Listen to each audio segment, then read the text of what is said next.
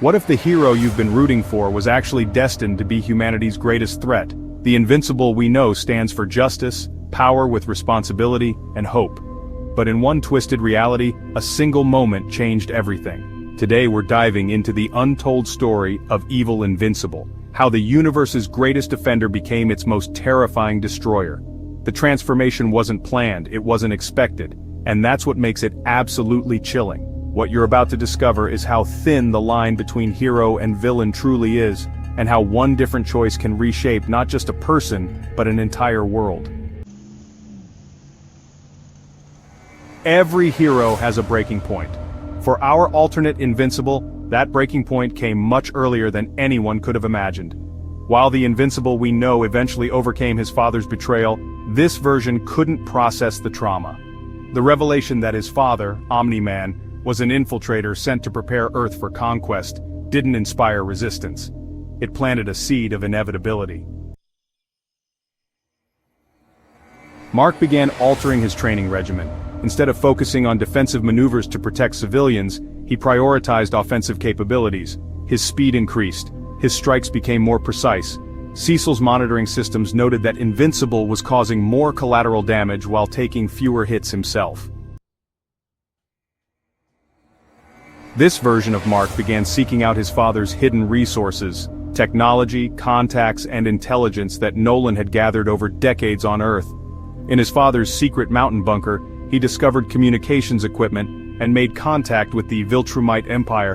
But unlike his father who eventually chose Earth, this Mark offered the Empire something different: efficient management of Earth's integration. "This isn't you, Mark," she pleaded. "Whatever you're becoming, you don't have to choose this path. Evil, Invincible. I'm not choosing anything. I'm simply becoming what I was always meant to be." Why? Evil Invincible because Earth needs order, not protectors. My father's mistake was thinking conquest required destruction. It doesn't. It just requires the right leadership.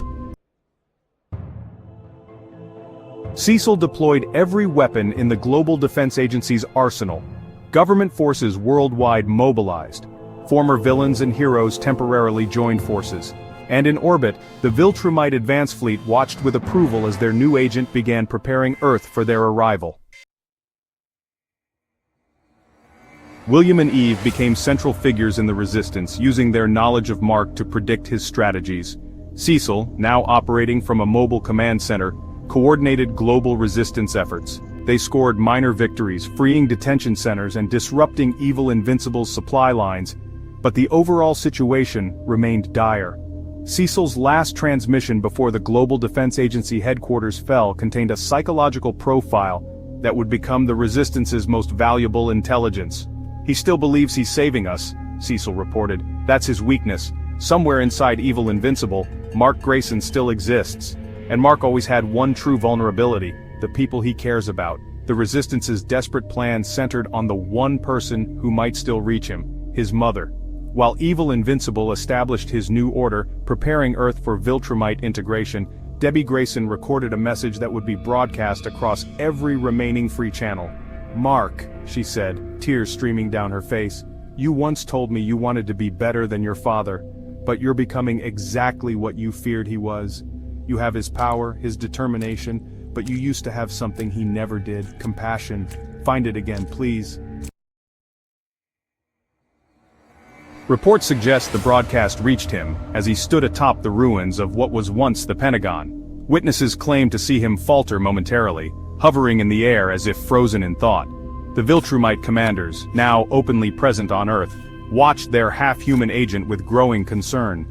Had they miscalculated? Was the human side of him stronger than they anticipated? One commander approached evil Invincible, reminding him of his commitment to the Empire. In that moment, something shifted in Mark's eyes. Those who were present described it as a flash of his old self, a momentary return of the hero who had once protected Earth instead of conquering it. As the Viltrumite fleet approached Earth's atmosphere, evil Invincible's expression changed.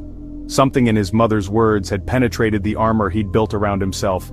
For the first time in months, doubt crossed his face. The resistance waited, weapons ready for his next move. The Viltrumite commanders demanded status updates, and in that crucial moment, standing between two worlds, evil Invincible made a choice that would determine Earth's fate. What exactly happened next remains one of the greatest mysteries in this dark timeline. Some say he turned against the Viltrumites in a moment of clarity, unleashing his full power against his alien masters. Others believe he completed his betrayal of humanity, becoming the Empire's most valuable asset in their conquest of not just Earth, but the entire solar system. The truth? Well, that depends on which universe you're watching, and which version of Mark Grayson you believe in.